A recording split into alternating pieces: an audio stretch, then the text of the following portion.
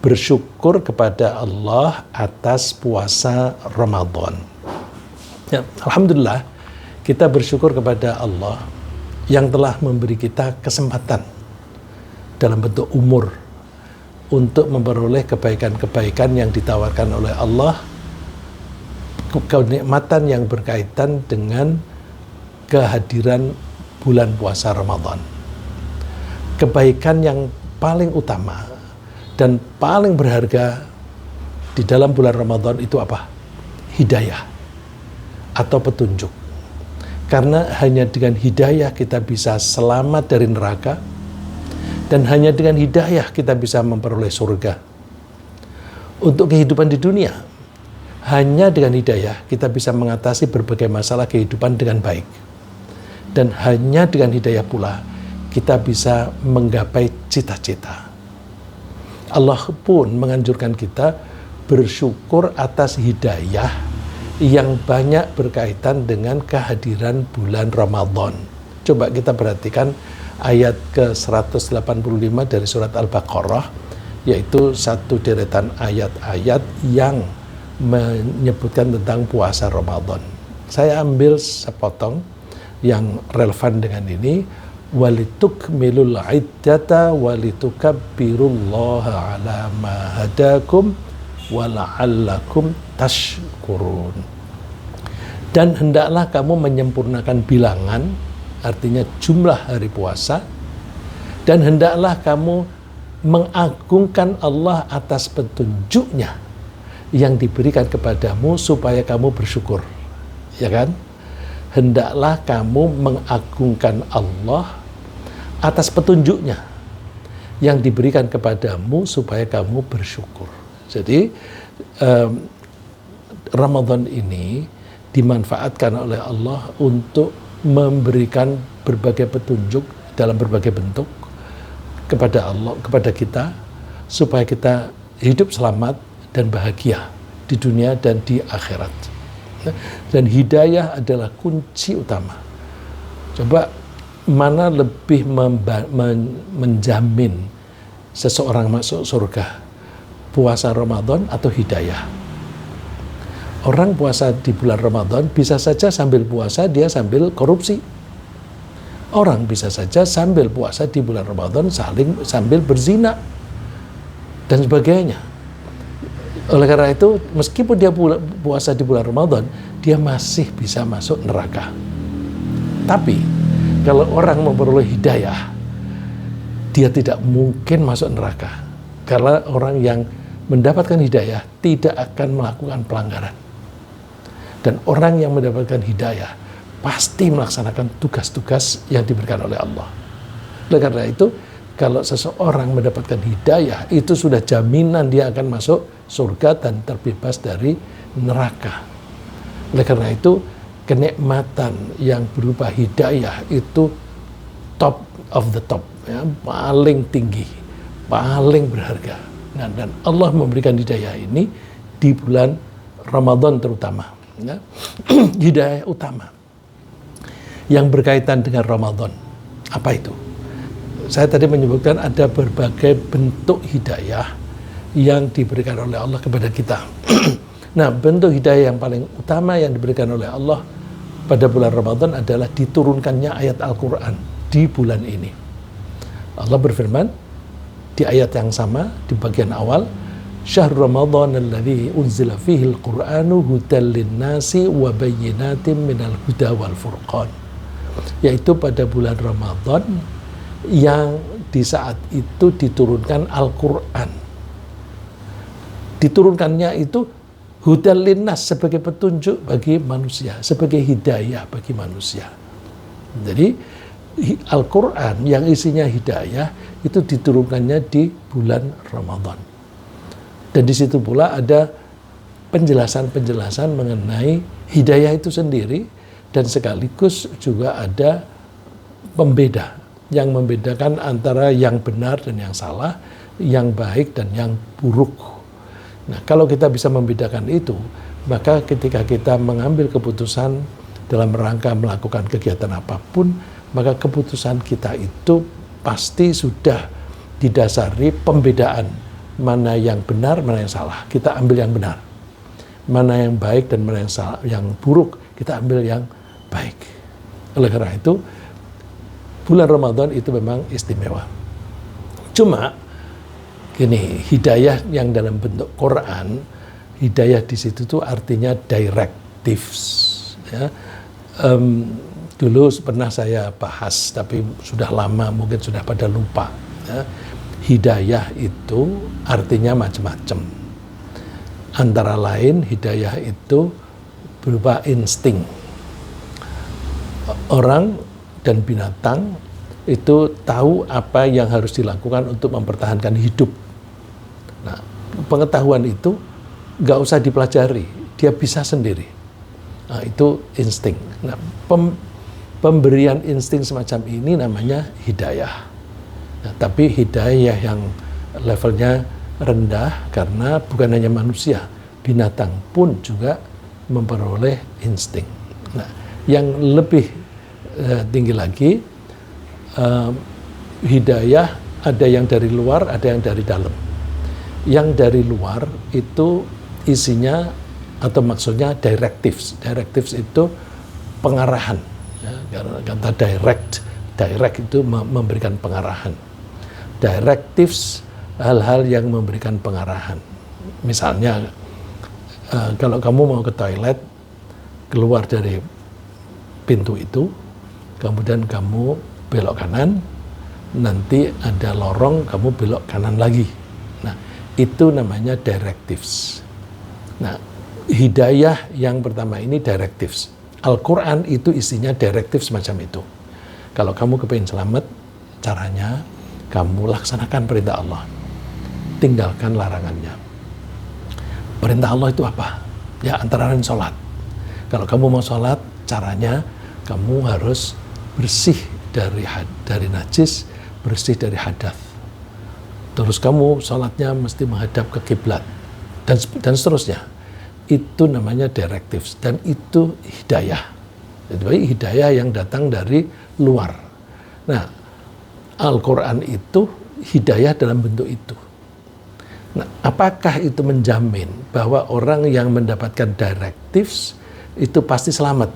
Belum tentu. Belum tentu. Misalnya kalau saya tadi kasihkan contoh, kalau kamu mau ke toilet, keluar dari pintu itu, begitu keluar dari pintu, kamu belok kanan, nanti ada lorong, kamu belok kanan. Kalau orang itu mau mengikuti arahan ini, ya dia sampai di toilet. Tapi kalau kemudian dia tidak belok kanan, tapi dia belok kiri, ya nggak ketemu. Nah, Al-Quran memberikan pengarahan, kerjakan sholat 5 kali sehari. Tapi dia tidak melakukan itu, ya nggak selamat, Nah, kalau kamu mau makan, kamu caranya mencari harus dengan cara yang baik, tanpa mengambil hak orang lain. Nah, kalau kemudian dia mencari harta dengan cara mengambil hak orang lain, mencuri, menipu, dan sebagainya, nggak selamat dia. Karena apa? Sudah ada petunjuk, sudah ada pengarahan, tetapi kenapa dia tidak mau memakainya? Ya, misalnya ibu-ibu mengajar di PPM, kalau kamu kepengen bisnismu sukses, maka caranya begini. Kelihatannya mengangguk-angguk, ya, tapi begitu jalani, dilanggar semua, ya celaka dia, ya, hancur bisnisnya. Ya. Ini banyak ya bisnis yang hancur karena karyawannya sendiri tidak mau mengikuti arahan-arahan atasannya, ya. Sehingga banyak perusahaan yang bangkrut karena dicuri atau ditipu oleh karyawannya sendiri. Karena apa? Nggak mau mengikuti arahan. Nah, kita memperlakukan Al-Quran sebagai pengarahan yang harus kita ikuti. Kalau kita mengikuti, maka kita selamat dari neraka dan kita bahagia tinggal di surga. Nah, kemudian, Al-Quran memberi kita petunjuk tentang mana yang benar dan mana yang salah. Tentang mana yang baik dan mana yang buruk. Dan tentang tata cara kehidupan yang membawa kita kepada keselamatan dan kebahagiaan. Sehingga bisa kita katakan bahwa Al-Quran itu mengeluarkan kita dari kegelapan menuju kecerahan. Kegelapan itu kan kalau kita dalam ruangan yang gelap, kita tidak tahu mau jalan kemana. Mau ke depan, jangan-jangan nabrak meja. Mau ke kanan, jangan-jangan ada lubang. Mau ke kiri, jangan-jangan ada paku yang membahayakan. Nah, itu kalau gelap, kita tidak tahu kita harus melangkah kemana. Al-Quran memberikan pengarahan. Lewat ini, lewat jalur ini, kamu selamat. Jangan lewat jalur itu, kamu celaka. Nah itu, jadi Al-Quran itu ibaratnya seperti sinar yang menyinari jalan mana yang harus kita tempuh dan mana yang harus kita hindari. Maka disebutkan Al-Quran itu mengeluarkan kita dari kegelapan menuju ke kecerahan. Walladzi yunazzilu ala 'abdihi ayatin bayyinatin liyukhrijakum minadh-dhulumati ilan nur. Dia Allah lah yang menurunkan kepada hamba-hambanya ayat-ayat yang memberi penjelasan supaya Al-Quran itu, supaya Allah dengan Al-Quran bisa mengeluarkan kalian dari kegelapan menuju kepada cahaya, menuju pada kecerahan. Wa innallaha la ra'ufur rahim. Itu tanda bahwa Allah itu penyantun dan penyayang, menyayangi kamu supaya kamu selamat. Agar kita bisa menerima petunjuk menuju jalan hidup yang benar dan lurus, Allah melengkapi kita dengan sarana penerima. Ada pengarahan, tapi kalau kita tidak punya sarana penerima ya nggak bisa. Misalnya seperti tadi kita memberikan pengarahan. Kalau kamu ke toilet, maka ikutilah jalan ini dan sebagainya. Kalau yang kita beritahu itu tuli, ya tidak efektif. Ya. Kalau yang kita beritahu itu buta, ya kita bilang belok kanan, belok kiri, dia nggak tahu mana yang ada lorong itu, yang mana itu dia nggak tahu. Oleh karena itu, Allah setelah menyediakan, ya atau berbarengan ya, setelah menyediakan pengarahan berupa Al-Quran itu, Allah melengkapi kita dengan alat penerima. Kalau radio kita menyebutnya receiver. Nah, alat-alat yang bisa membuat kita menerima pengarahan-pengarahan tadi antara lain adalah penglihatan, pendengaran, dan akal. Karena apa yang kita observe, apa yang kita amati melalui penglihatan atau pendengaran, itu mesti diolah di otak. Nah, itu sudah dilengkapi oleh Allah. Jadi orang yang mau mempelajari dan menerapkan petunjuk yang diberikan oleh Allah, petunjuk supaya diterapkan dalam kehidupan sehari-hari, itu dia disebut menerima pengarahan dan sekaligus bersyukur. Jadi kalau kita mendapatkan pengarahan dari orang lain, kalau kita memakainya, berarti kita berterima kasih kepadanya. Kalau ada pengarahan tetapi kita tidak pakai, itu namanya kita tidak berterima kasih, tidak bersyukur. Ya, misalnya seperti tadi, nanti ada lorong ke kanan, kamu belok kanan ya, terus dia tidak mau, terus nyasar, mana nggak ada. Nanti kan memberitakan bilang, no, kamu belok kiri, salahmu sendiri. Kenapa kamu tidak ke kanan? Nah, kamu diberitahu tidak mau memanfaatkan pemberitahuanku. Jadi orang yang tidak mau memanfaatkan pengarahan itu namanya tidak bersyukur. Kalau yang memberi pengarahan itu Allah, tidak mau menggunakan pengarahan dari Allah, berarti sama dengan dia tidak percaya kepada pengarahan itu. Kalau tidak percaya kepada pengarahan itu, berarti dia tidak percaya kepada yang memberi pengarahan. Karena tidak percaya kepada yang memberi pengarahan, maka itu termasuk kafir. Nah, maka istilah orang yang mau melaksanakan pengarahan namanya bersyukur. Orang yang tidak mau melaksanakan pengarahan namanya kafir. Sehingga kafir itu bisa berarti kebalikan dari syukur. Kafir juga bisa menjadi kebalikan dari iman. Ya. Beriman atau kafir. Bersyukur atau kafir. Nah, orang suka membedakan kalau kafir terhadap syukur, terhadap pemberian itu tidak keluar dari Islam. Tapi hakikatnya sebenarnya kan dia tidak mau mempercayai pengarahan, yang berarti juga tidak mau mengakui pengarahnya. Nah, oleh karena itu kita yang sudah diberi oleh Allah Al-Quran dan juga penjelasan-penjelasan dari Nabi, kita mesti memanfaatkannya supaya kita ini termasuk orang yang bersyukur. Dan istilah bersyukur dalam arti semacam itu disebutkan oleh Allah di surat Al-Insan. Inna khalaqnal insana min nutfatin amsyajin nabtalih faja'alnahu sami'an basira. Sungguh kami telah menciptakan manusia dari nutfah yang bercampur, yang kemudian kami mengujinya. Mengujinya itu dengan cara faja'alnahu sami'an basira. Kami beri dia pendengaran dan penglihatan.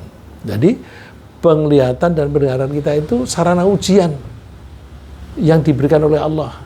Kita diuji, berterima kasih nggak diberi mata? Berterima kasih itu tidak cukup hanya alhamdulillah, tidak cukup hanya begitu. Berterima kasih itu memanfaatkan mata untuk mempelajari pengarahan dari Allah dan mengamalkannya. Itu namanya berterima kasih. Kemudian setelah Allah memberikan sarana-sarana tadi, inna hadainahu sabila imma syakira wa imma kafura.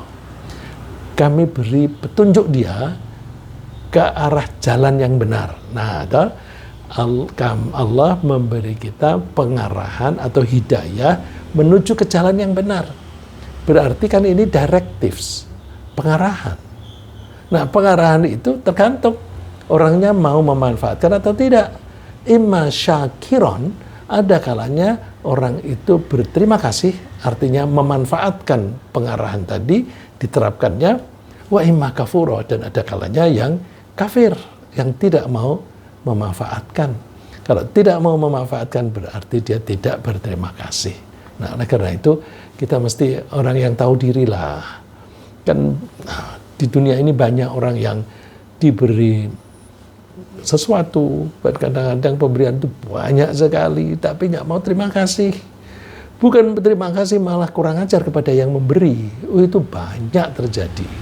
Itu orang-orang seperti itu biasanya disebut, kalau istilah bahasa Inggrisnya, ungrateful. Ungrateful. Dia diberi sesuatu yang berharga, tapi kenapa dia tidak memanfaatkan dengan baik, atau dia tidak mau berterima kasih kepada yang memberi. Tidak berterima kasih saja itu sudah buruk, apalagi kalau kemudian mengkhianati kepada yang memberi. Ya, diberi oleh Allah fasilitas macam itu, diberi oleh Allah pengarahan berupa Al-Quran dan sebagainya, tidak mau mempelajari atau mempelajari tapi dilanggar. Wah, itu kan berarti tidak berterima kasih atas petunjuknya atau pengarahannya, sekaligus tidak berterima kasih kepada yang memberi, bahkan mengkhianati kepada yang memberi. Itu orang yang ungrateful. Nah, istilah di Al-Quran yang kita baca tadi, ungrateful itu artinya kafir. Ya, jadi kafir artinya ungrateful dalam hal ini. Ya, jadi ciri khas orang yang bersedia memanfaatkan Al-Quran sebagai petunjuk adalah dia merasa cocok dengan ajaran-ajarannya. Wah, cocok aku dengan pengarahan ini. Setelah dia merasa cocok, lalu dia dengan sukarela menerapkannya dalam kehidupan. Nah, jadi kita mau, kalau bisa kita ngecek misalnya baca Al-Quran. Kita baca terjemahannya. Terus kita renungkan, ini maknanya apa ya? Kemudian, wah bener nih, aku cocok, aku pakai. Nah, misalnya Allah menganjurkan kita supaya berkata yang jujur. Kalau kita berkata yang jujur, maka perilaku kita akan wajar. Orang yang tidak berkata yang jujur, dia yang bohong, pasti perilakunya tidak wajar. Nah, itu kan kata Allah di dalam Al-Quran. Dan bener ini, cocok ini, makanya aku mau jujur aja, sehingga aku berperilaku wajar, tidak ada yang perlu saya sembunyikan. Kalau tidak ada yang saya sembunyikan, maka orang lain tidak curiga. Kalau orang lain tidak curiga, mereka mempercayai saya, memberi trust kepada saya. Kalau saya berbisnis, maka orang-orang akan percaya kepada saya bahwa barang yang saya jual ini memang betul-betul otentik, betul-betul seperti apa adanya, dan harganya juga wajar dan sebagainya. Nah, itu terapkan. Ya. Misalnya, oh ini bikinan dalam negeri, ini bikinan dalam luar negeri. Tidak selalu ya, bikinan luar negeri itu selalu lebih baik dari dalam negeri, tidak selalu ya. Karena banyak juga barang-barang import itu, sekarang ini maksud saya, banyak barang-barang import itu dipakai sekali, udah nggak bisa dipakai lagi. Ya. Saya membuktikan pernah memakai speaker yang pakai remote, kemudian saya pakai baru sekali, udah habis itu nggak bisa dipakai lagi. Ternyata teman saya juga ada yang membeli barang yang serupa, nggak bisa dipakai lagi. Nah, itu ternyata bikinan luar negeri. Nah, jadi tidak selalu bikinan luar negeri itu lebih baik daripada bikinan dalam negeri. Tapi orang yang jujur itu akan mengatakan apa adanya. Ya. Jadi orang yang bersyukur, menerima pengarahan dengan baik, dan dia merasa cocok. Karena merasa cocok, terus dia bersedia memakainya. Kalau bersedia memakai, berarti kan dia nurut kepada yang memberi pengarahan. Nurut kepada yang memberi pengarahan itu bahasa Arabnya Islam. Ya, karena Islam itu artinya kan berserah diri. Ya udah deh, aku nyerah, aku nurut saja kepada Allah. Disuruh sholat, aku sholat. Disuruh berjujur, aku jujur. Nah, itu orang yang nurut kepada Allah namanya Islam. فَمَنْ يُرِدِ اللَّهُ أَنْ يَهْدِيَهُ يَشْرَحْ صَدْرَهُ لِلْإِسْلَامِ.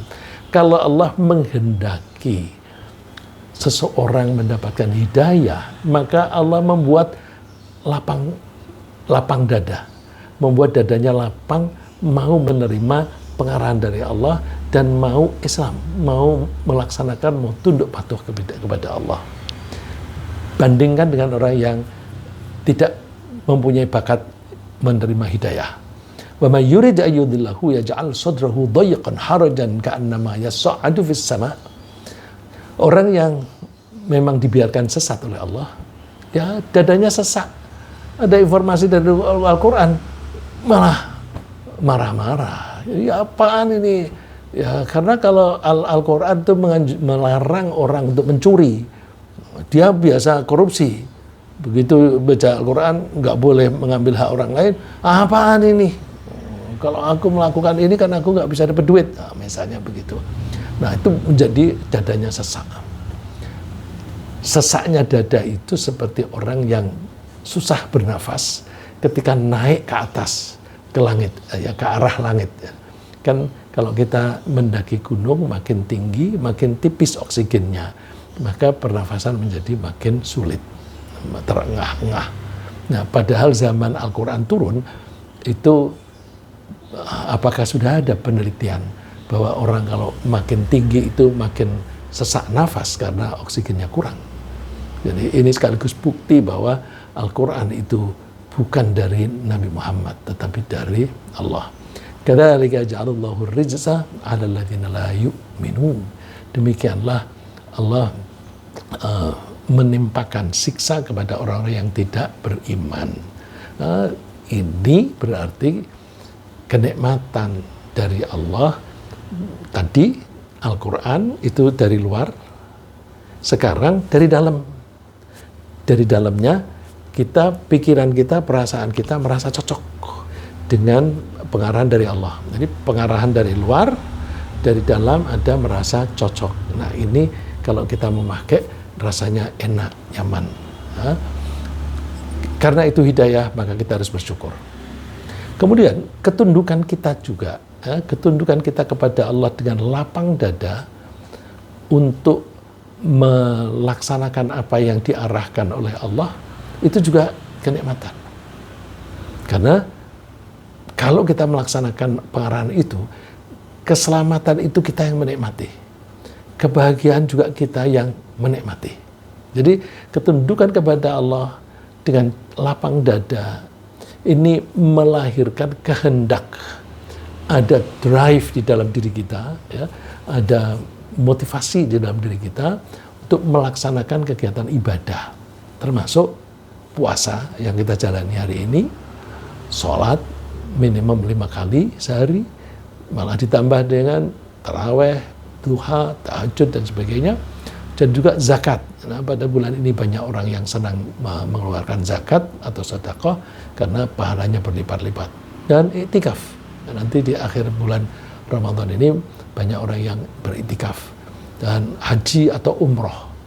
Nah, pada bulan Ramadan ini Makkah itu Masya Allah menjadi terlalu padat karena orang bersemangat itu hidayah, ya, hidayah dan pengarahan dari Allah bahwa kalau kamu melakukan ini kamu selamat, kamu bahagia, kemudian ada kemauan. Nah, kemauan itu dibuktikan dengan mau melaksanakan dengan tenaga, mau mengeluarkan biaya untuk itu, ya. Kalau kita bersedekah kan mengeluarkan biaya, kita beriktikaf juga mengeluarkan biaya meskipun kecil. Karena lebih-lebih kalau kita pergi umroh atau haji, biayanya besar. Dengan sukarela, dengan lapang dada, kita rela melakukannya. Nah, atas kehendak kita ini, kehendak jadi motivasi yang ada di dalam diri kita itu, kita juga mesti bersyukur kepada Allah. Karena apa? Motivasi kita itu yang menumbuhkan di jiwa kita, itu juga Allah. Karena apa? Tidak mungkin kita itu tergerak untuk termotivasi melakukan sesuatu kalau kehendak di dalam diri kita atau motivasi dalam diri kita itu tidak di-setel oleh Allah. Maka terima kasih Allah, Engkau memberi aku kesediaan untuk puasa meskipun lapar, meskipun dahaga. Terima kasih Allah, Engkau memberi aku kemauan untuk pergi ke masjid sholat taraweh. Terima kasih Allah, Engkau memberi aku kemauan untuk mempelajari Al-Quran dengan membaca sendiri atau dengan mendengarkan penjelasan-penjelasan.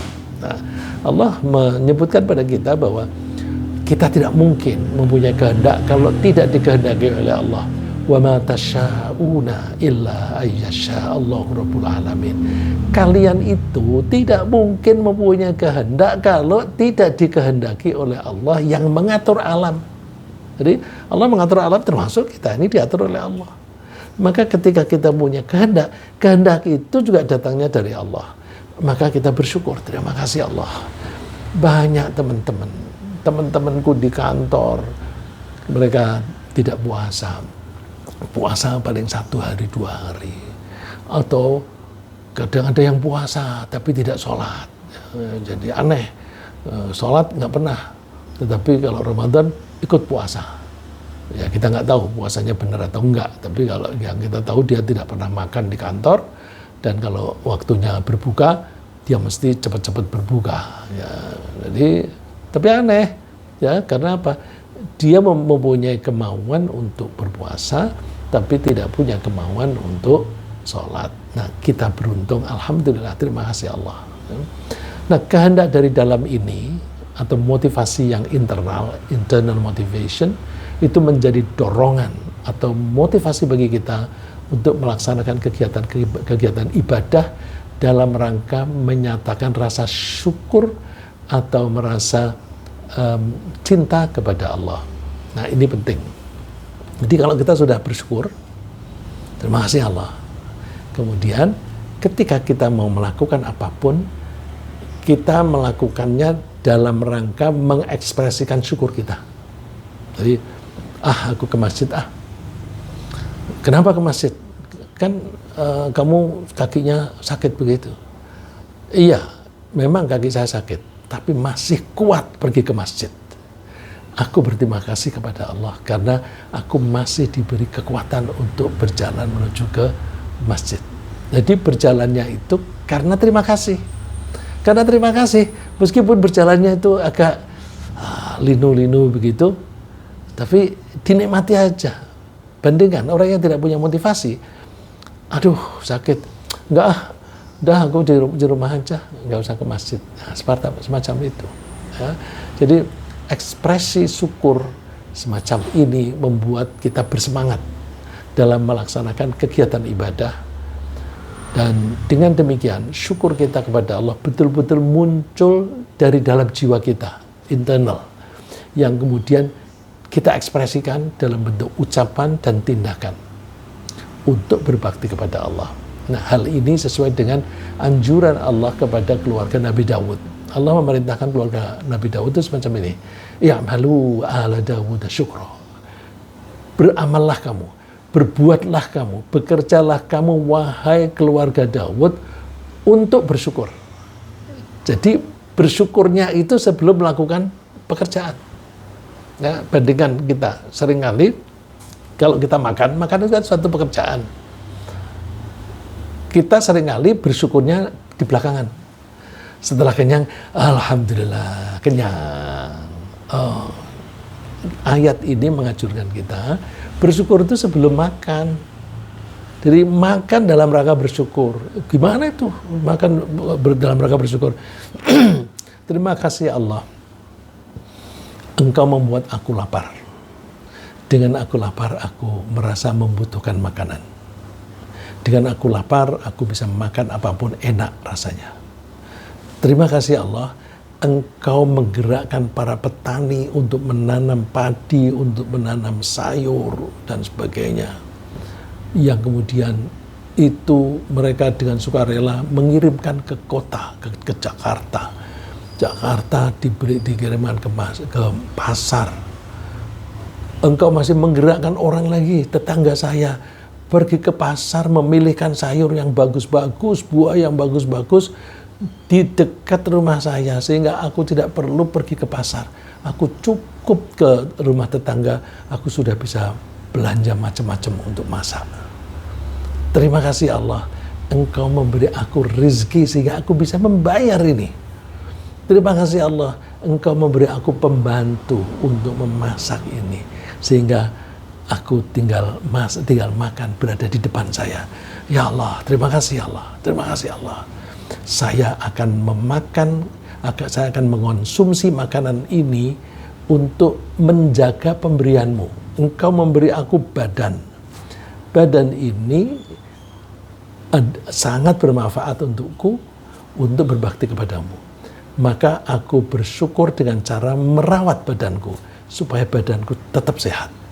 Jadi makan dalam rangka bersyukur untuk menjaga kesehatan kita. Menjaga kesehatan kita itu termasuk ekspresi bersyukur karena kita diberi oleh Allah. Ketika kita diberi oleh Allah waktu bayi kan semuanya berjalan normal. Peredaran darah normal, pernafasan normal dan sebagainya. Jangan dirusak.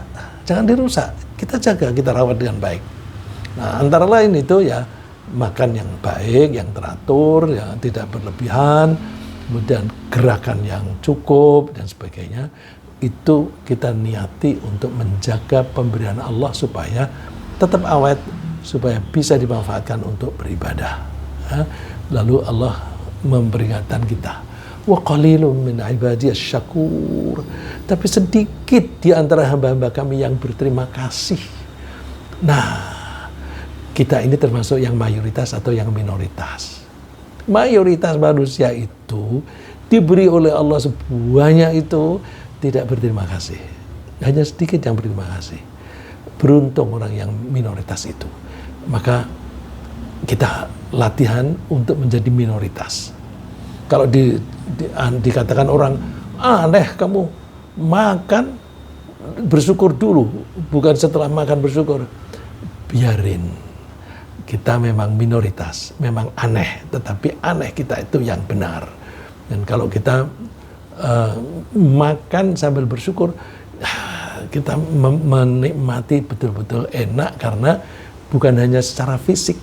Secara fisik makanan itu gurih, manis, atau asin, dan sebagainya. Itu fisik, materi, sifatnya materialis. Tapi kalau kita sambil bersyukur, jiwa kita ikut merasakan makan itu. Jadi, kita ingat, ya'malu ala Dawud syukra. Kita melakukan kegiatan apapun dalam rangka bersyukur kepada Allah. Kalau kita melakukan itu dengan bersyukur, itu kita akan melakukannya dengan ringan meskipun lahiriahnya berat. Seperti yang dialami oleh Nabi Muhammad SAW.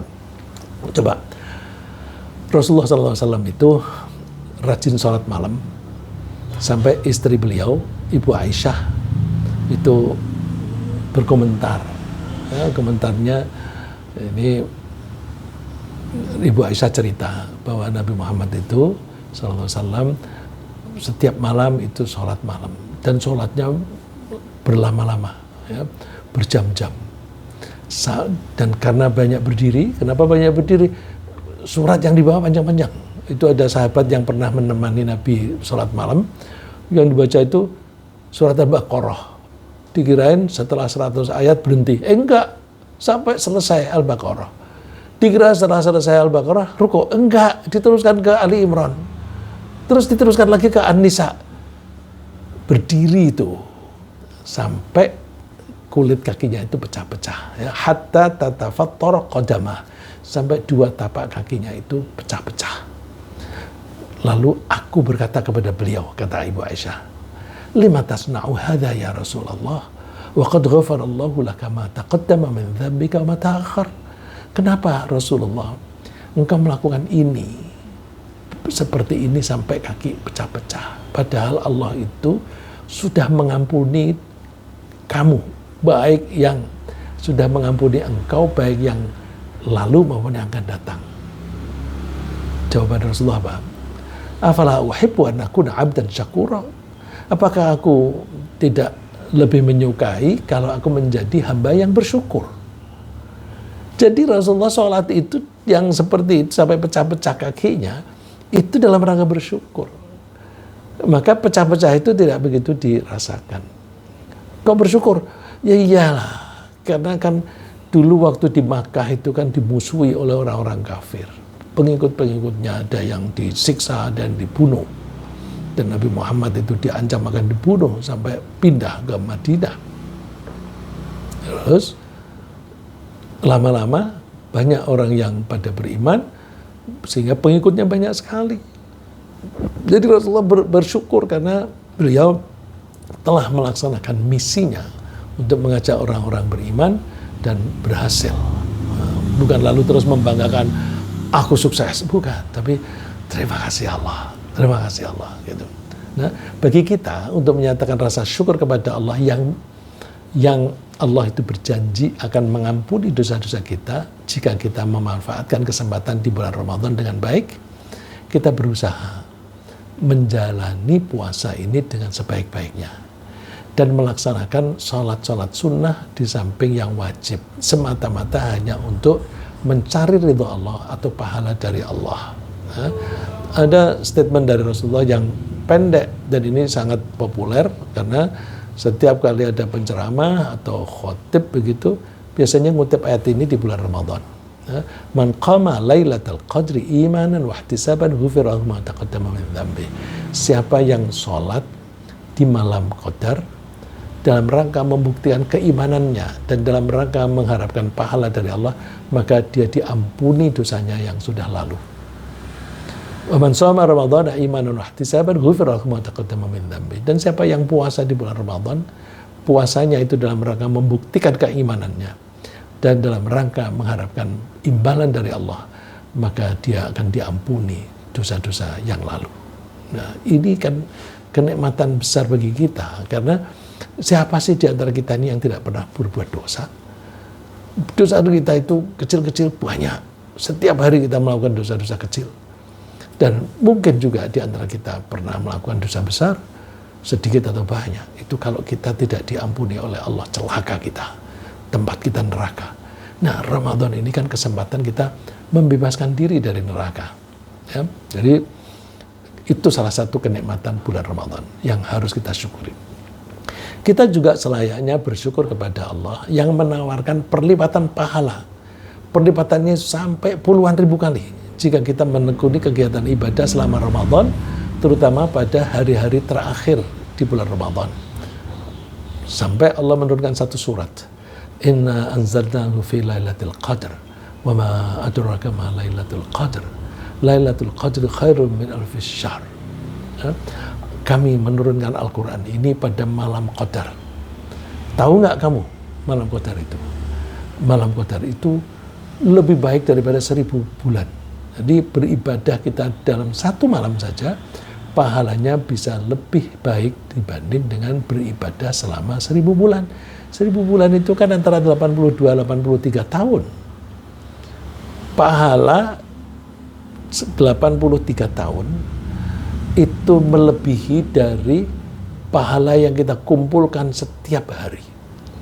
Kita tuh setiap hari beribadah belum sampai 80 tahun. Kalau toh ada orang umurnya 80 tahun, dia ibadahnya juga nggak sampai 80 tahun. Karena kalau masa anak-anaknya kan dia belum beribadah. Jadi kalau kita bisa mendapatkan pahala yang besar di malam Qadar, Masya Allah, itu luar biasa. Nah, pada malam itu diterangkan oleh Allah bahwa para malaikat pada turun ke bumi, termasuk malaikat Jibril. Dan itu masa itu berlaku sampai terbit matahari. Terlebih lagi, ya, kita bersyukur atas tawaran Allah bagi kita untuk tinggal di surga. Tinggal di surga selama-lamanya jika Allah menerima ibadah kita. Ibadah kita dalam bentuk puasa dan ibadah yang lain. Ya. Rasulullah SAW menyatakan, Inna fil jannati baban yuqalu lahu ar-rayyan. Di surga itu ada pintu khusus namanya ar-rayyan.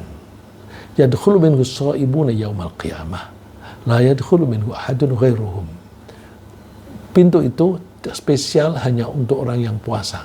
Orang yang tidak puasa tidak boleh melewati pintu itu. Ya.